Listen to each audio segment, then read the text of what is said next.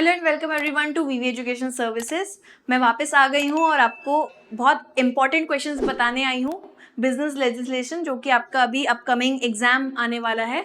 तो बिना किसी देरी के हम जल्दी से वीडियो को स्टार्ट करते हैं। मैं आपको इस वीडियो में 6 इंपॉर्टेंट क्वेश्चंस बताने वाली हूँ प्लस एक बोनस क्वेश्चन जो कि एंड में बताऊंगी, तो आप वीडियो में एंड तक बने रहें।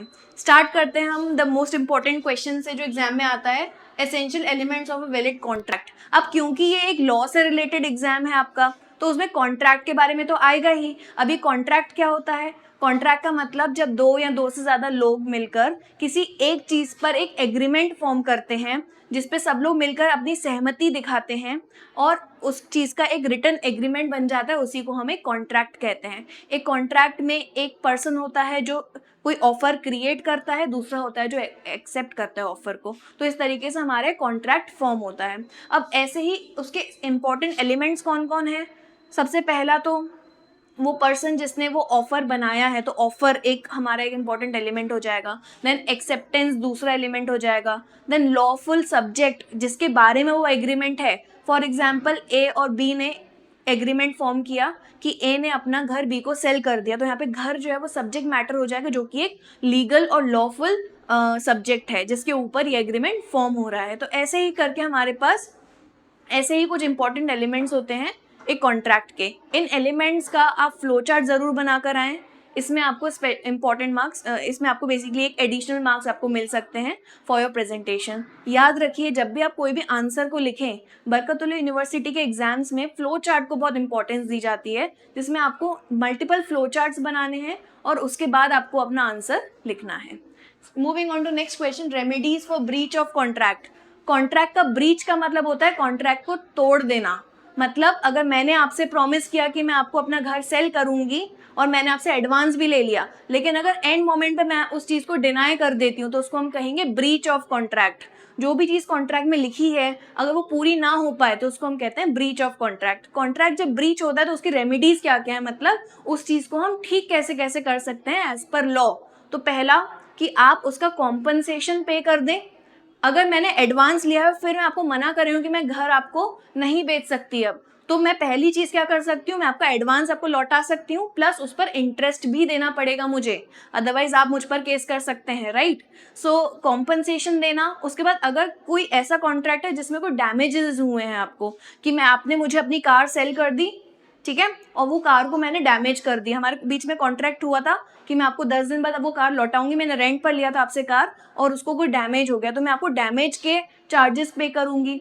तो ऐसे ही करके हमारे ये कॉम्पनसेशंस जो हैं वो अलग अलग तरीके के होते हैं, कि अगर कोई कॉन्ट्रैक्ट टूटता है तो उसके पीछे के क्या क्या आपके मेजर्स होते हैं, रेमेडीज होती हैं। तो इस तरीके से आपको सारे के सारे रेमेडीज को लिस्ट कर आना है। Moving on to third one, various rights of consumers.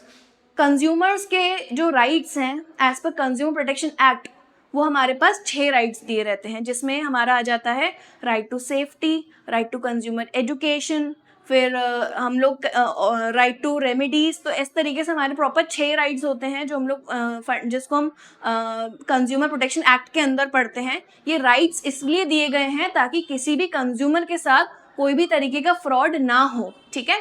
तो इसमें आपकी सारी की सारी 6 राइट्स आपको एक्सप्लेन करनी है, जो कि आपको हमारे डिटेल्ड वीडियोस में मिल जाएंगी, ओके। सो नेक्स्ट हमारा क्वेश्चन है मर्जर्स एंड एक्विजिशंस के ऊपर। मर्जर और एक्विजिशन एक तरीके का बिजनेस होता है बेसिकली। जब आपका बिजनेस अगर अच्छा ना चल रहा हो तो आप अलाउ करते हो अपने बिजनेस को किसी के साथ मर्ज होने के लिए, तो उसको एक मर्जर बिजनेस बोलते हैं। जब दो बिजनेस साथ में आकर एक यूनिट बन जाते हैं जिसमें नाम दोनों का ही वैलिड रहता है। जैसे अगर मैं बात करूं किसी भी बड़े ब्रांड की, और वो अगर किसी छोटे ब्रांड को ले ले अपने साथ में, मर्ज हो जाए और सारे रिसोर्सेज उनके एक हो जाए, वो एक ही यूनिट दिखें, तो उसको हम कहते हैं मर्जर। एक्विजिशन का मतलब होता है कि किसी बड़ी कंपनी ने छोटी कंपनी को खरीद लिया। यहाँ पर आप साथ में आकर बिजनेस नहीं कर रहे हो, यहाँ पर कंप्लीटली छोटी कंपनी सेल हो गई है बड़ी कंपनी के पास, तो दैट इज एक्विजिशन। तो एक्वायर कर लेना कहते हैं जिसको। जैसे फेसबुक ने इंस्टाग्राम को एक्वायर किया, तो वो एक्विजिशन के एग्जांपल्स में आ जाएगा। तो इसमें आप अगर डिफरेंस बिटवीन का टेबल एक बनाकर आ जाएंगे विद बेसिस, तो आपको बहुत अच्छे मार्क्स वहां पर मिल सकते हैं using real life examples. Moving on to next question, process of formation of a company. जब हम कंपनी के फॉर्मेशन की बात करते हैं तो ये एक लीगल प्रोसेस है और कंपलसरी प्रोसेस है। फॉर्मेशन ऑफ कंपनी से 2013 में आपको पूरा एक प्रोसेस दिया गया है जिसके अंदर में 4 हमारे मेन हेडिंग्स आती हैं। पहला आपका होता है प्रमोशन, सेकंड आपका होता है इनकॉर्पोरेशन, थर्ड होता है कैपिटल सब्सक्रिप्शन और लास्ट होता है कमेंसमेंट। तो ये चारों हेडिंग्स को आपको बहुत अच्छे से समझा कर आना है एग्जाम में। ये 4 हेडिंग्स इंपॉर्टेंट है और सबसे इंपॉर्टेंट है वहाँ पे इनकॉर्पोरेशन, बिकॉज इनकॉर्पोरेशन का सर्टिफिकेट ही मेन डॉक्यूमेंट माना जाता है ड्यूरिंग फॉर्मेशन ऑफ कंपनी। तो उसके सर्टिफिकेट के बारे में आप जरूर उसमें लिख कर आए। Moving on to next question, pollution control measures. अब पोल्यूशन जो हमारा इन्वायरमेंटल एक्ट है उसमें पोल्यूशन कंट्रोल के मेजर्स कुछ दिए गए हैं जो हर बिजनेस को फॉलो करने होते हैं। जैसे अगर आपका फैक्ट्री का एरिया, अगर लार्ज स्केल बिजनेस पर आप हो तो आपको किस तरीके के इन्वायरमेंटल कंट्रोल टेक्निक्स यूज़ करने हैं, आपके मशीन्स में किस तरीके के आपको इक्विपमेंट्स यूज़ करने हैं जो कम से कम पोल्यूशन इन्वायरमेंट को दे। इसमें आप सारे टाइप्स के पोल्यूशन को भी आपको एक्सप्लेन कर आना है, air pollution, land pollution, water pollution.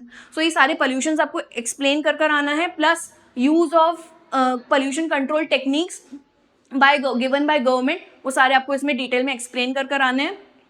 तो ये सारे क्वेश्चंस जो हैं मैंने आपको इंपॉर्टेंट क्वेश्चंस बता दिए, 6 जो मुझे लग रहे हैं कि एग्जाम में आने के चांसेस होते हैं। ये मोस्ट रिपीटेटिव क्वेश्चंस हैं, तो मुझे ऐसा लग रहा है कि इस बार भी इनमें से कुछ ना कुछ क्वेश्चंस तो बिल्कुल आएंगे।